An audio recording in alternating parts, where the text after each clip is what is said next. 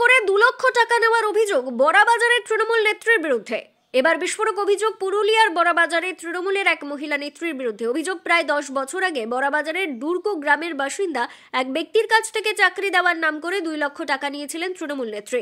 কিন্তু চাকরি তো দূরস্থ, ওই টাকা ফেরতও দেওয়া হয়নি। টাকা ফেরত পেতে ওই ব্যক্তি থানা ও মহকুমা স্তরের বিভিন্ন আধিকারিকদের সঙ্গে যোগাযোগ করেছিলেন।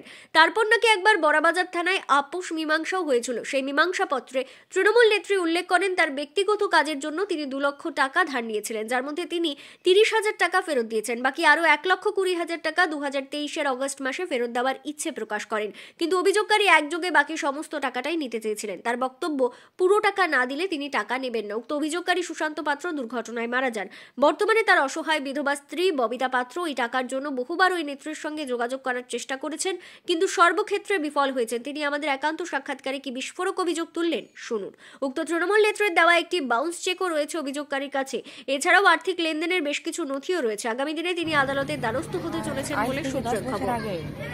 আমার হাজবেন্ডের কাছ থেকে 2 লক্ষ টাকা নিয়েছিল চাকরি দেবে বলে, কিন্তু কোনো চাকরিও হয়নি আর টাকাটাও ফেরত দেয়নি।